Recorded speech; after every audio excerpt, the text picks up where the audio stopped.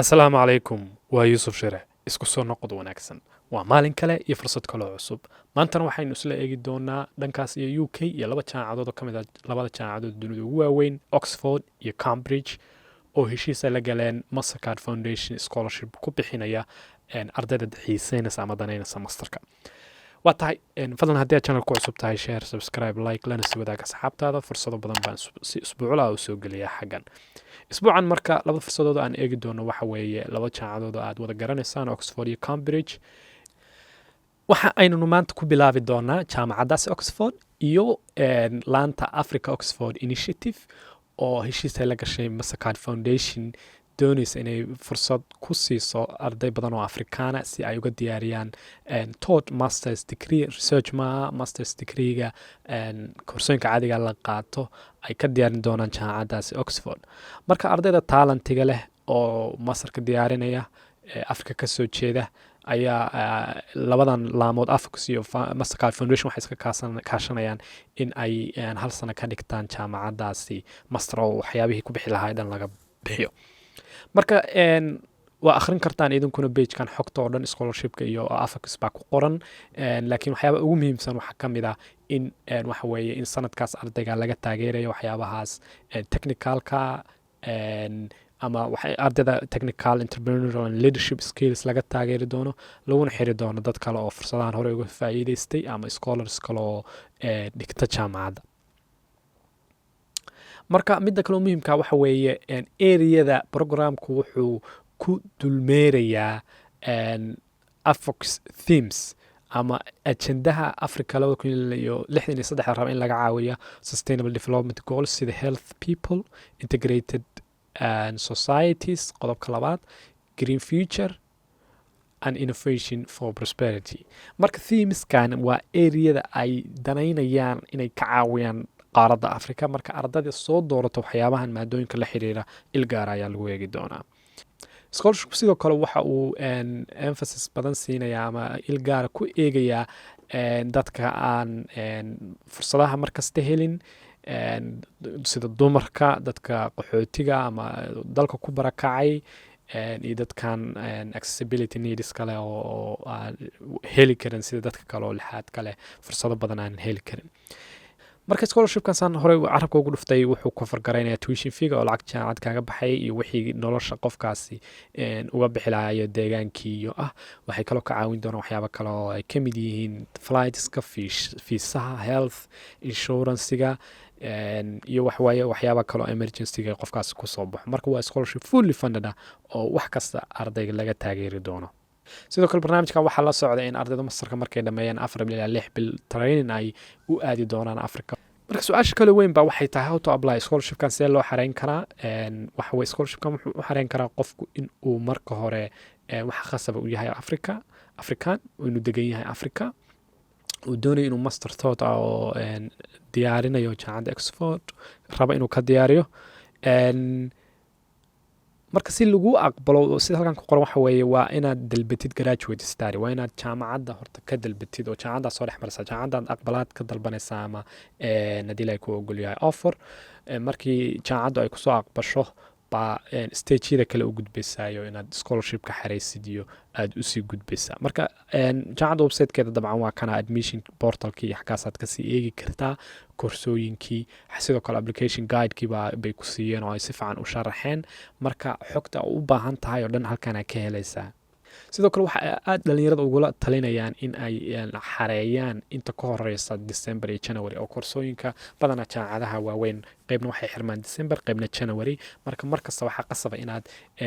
admissionada aad timaadid oo aad eegtid koorsooyinka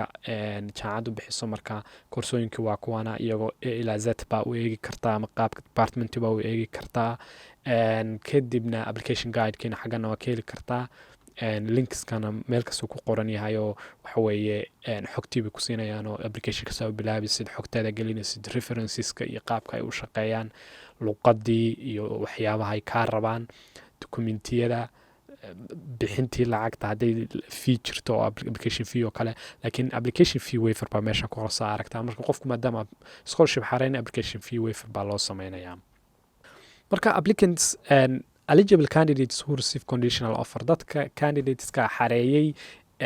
la aqbalsan yahay inay barnaamijkan xareyn karaan kuwaasoo helay conditional offer yacni offer ay shuruud ku xiran tahay shuruudda lacagto kale ku xiran tahay kuwaas baa waxaa lagu casuumi doonaa AFCS Graduate Scholarship Program inay xareeyaan candidates marka waxaa laga doonaya inay questionnaire iyo waxa buuxbuuxiyaan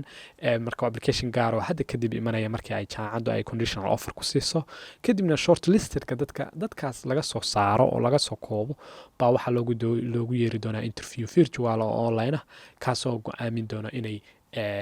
heleen iyo in kale marka wixii kale oo su-aalo dheeriya dabcan frequent asked questions baad waxaad ka heli kartaa su-aalo badan oo dadku ay weydiiyeen oo daaha kasii qaadaya waxyaaba badan oo laga yaaba in madaxa ka guuxayaan sidoo kale haddaa su-aalo kaloo dheeriya qabtid emailkana weydiin kartaa anigana qaybta commentiga waa igu soo qori kartaa wixii aan xog kaaya waan kula wadaagayaa laakiin mainly wax muhiimka waxa weeye inaad AFCS.Oxford inaad booqatid oo xog dhammaystiran xagga aan ka heshid programmada haddii ilahay ku scholarshipka targetkiisa themeka waxyaabaha ay tahay inaad adiguna ilgaara ku haysid scholarship number 2 waxaynu isla eegaynaa University of Cambridge iyo Mastercard Foundation sida ay jaamacaddu iclaamisay website-ka rasmiga ku iclaamisay bishii September application-ka 2024 waa uu furan yahay waxa uuna xirmi doonaa ilaa bisha December iyo January sidoo kale dadka xareyn karaan xaggan sida ku cad waxa weeye dadka Afrika ka soo jeeda citizens of African country inuu degan yahay haddii uusan deganayna uu uga maqan yahay wax kooban sida waxbarasho iyo shaqo oo kale master waa inuu qofkaasi xareynayo oo hal sano ka badan master lama ogola University of Cambridge waa inuu ka xareynayo marka Mastercard Foundation isaguna saas oo kale ardayda talentedka oo Afrika ka yimaada ayuu wuxuu ka taageerayaa inuu fursadan ka bixiyo jaamacadaas kuwaas oo ku contribute garayn doona ama wax ku dari doona climate resilience and sustainability in Africa marka iyaduna waa theme waa keyword muhiim weeye waxyaabahan waxa weeye sustainability climate la xiriira waxyaabaha ay focus ka saareen maadaama caqabado badan ay dhankaas ka jiraan marka haddaynu isla garanay in qofka Afrikaanka Soomaaliya Afrikaan yihiin ay soo xareyn karaan master hal sana loo ogolyahay in jaamacadda ka xareeyaan application process-ku waa imanana application process-ku sidii aan soo aragnay Oxford ku soo aragnay oo kale iyadana waxa weeye website-ka jaamacaddeeda tagaysaa koorsooyinka eegaysaa kadibna koorsadii aad markaa ka heshid baad xareynaysaa marka xaggan xog yar ku qoran aan ka soo booday taasoo ah koorsooyinka jaamacadda oo dhan waa xareyn kartaa except marka laga reebo master business administration ma lagu ogolo corporate law iyo master on finance labada kalena iyagana lagu ogolo saddexda department marka laga yimaado wax kale oo kale waa xareyn karaysaa laakiin hubi iyagana inay themeka ay iyagu raadinayaan iyo waxyaabaha ay rabaan in Afrika ka caawiyaan aad ku xirtid oo aan filay dabcan in Soomaaliya dhammaan dhibaatooyinka noocaas haysa application process-ku marka waa inaad jaamacadda aad u xareysid waxa deadline-kuna ay sheegeen inuu December ay kuliyaduhu qaybna ay December 5teeda xirmaan kuwana ay January 5teeda xirmaan marka haddii ay December 5teeda kuliyadaadu xirmayso dabcan 5 December ka hor bal raba inaad jaamacadda dalbatid haddii ay koodi January 5 January xirmaysana January 5teeda ka hor baa laga doonayaa marka koorsooyinka goorta sii furta jaamacadda hadda linkiga aan ku furanay waa kuwana kale master baa dhihi kartaa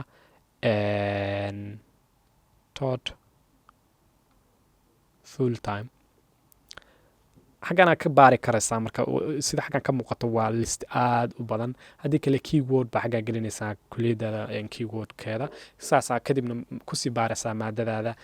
iyo waxyaabaha requirementska laga rabo waanan idinka digayaa waana filaya inaad dhammaantii wada dareensan tihiin inay labada jaamacadood yihiin laba jaamacadood ka mid ah jaamacadaha dunida ugu waaweyn oo ay gelideeduna aysan sahlanayn marka taas niyadda ha lagu hayo dabcan IELTS waxa way ku weydiin doonaan laakiin dee waxaan filayaa dadka qaybtooda inay maanta ogaadeenba in IELTS meel kasta laga raba ama lagu weydiinayo marka haddii aan apply niraahno ama application niraahno eligibility criteria waanu soo aragno qofka Afrikaan yahay application process-ka haddaynu isla eegnana waa 4 stage admission baa jaamacadda ka dalbanaysaa adoo kuliyadda sidaan hadda u baaraya stageka labaad waxa weeye Mastercard Foundation Scholarship Statement baa qoraysaa statement oo aad ku sharaxaysa sababta u xiiseynaysid sidii u mudan tahay in scholarshipkani uu fangareeyo waqtigaaga aad UK joogtid talaabada saddexaadna waxa weeye inaad dooratid college 31 college ee jaamacaddu leedahay tan u dambeysana waxa weeye fee waiver oo £50 baa laga qaadaa qofka goorta application xareynayo laakiin maadaama scholarship aad loo dalbanaysid ardayda Mastercard Foundation dalbanaya waa loo ogol yahay in lacagta laga dhaafo marka request baa dalbanaysaa oo waxa weeye aad ku dalbanaysid in laga qaado wayfer lagugu sameeyo ama lagaa daaya lacagtaas kontonka bowna. marka guntii gabagabadii timelinekuna waa sidaan oo September buu bilowday, wuxuu xirmayaa December ama January, taasoo ku xiran hadba kuliyadaada. waxaana lasoo assessmentiga la sameyn doonaa December ilaa February inta u dhaxaysa. Mastercard Foundation wuxuu dadka dooranayaa late February. scholarshipkana waxaa ardayda la siinayaa ama lagu abaalmarinayaa March 2024. marka sidoo kale iyagana page dhan bay leeyihiin oo Cambridge dhexdeeda baa Mastercard Foundation waxaa ka helaysaa xaggan awtaas scholaradii hore, newska, events, wixii xog u baahneed oo dhan xaggan ay ka helaysaa. jaamacadda website-keedu sidoo kale koorsadii iyo koorsooyinkii wixii dhan xaggan xog baa ka helaysaa. marka haddii aan soo koobo labada jaamacadoodba waxa weeye Mastercard Foundation baa heshiis la galay arday afrikaano waxa weeye talent bay waxaa rabaan inay hal sano ku diyaariyaan waxbarasho lagana bixiyo wax kasta oo ku baxaya dhaqaale. ardayduna talaabada ay qaadayaan waxa marka hore inay jaamacadaha toos u dalbadaan, goorta jaamacadaha boos ka helaan ay scholarship ka xareeyaan. scholarshipkuna uu qiimeeyo kala saaro hadhowna dadka tirada yar helay ama ku guuleystay ay sida scholarship ku helaan, kuna yimaadaan UK hal sanana ku dhigtaan, kadibna ay Africa wax ka bedelaan. wixii su'aalaha qabtaan qaybta commentiga igula soo wadaaga. waxaan rajeynayaa inay intaas clear tahay. scholarship kale badan baa iyaguna furmayo bishaan aan ku jirno October iyo 2 bilood sanadka ka dhiman. waxaan isku dayayaa waqtiga oo ciriiriga ah inaan markasta wixii aan arko muhiim aan soo dhigo. adiguna ha ilaawin inaad like tirahdid muuqaalkan, share, subscribe haddaan weli subscribe oran. ilaa kulankan kan xiga waa Yuusuf Shiro idinle isma dhaafna. Assalaamu calaykum.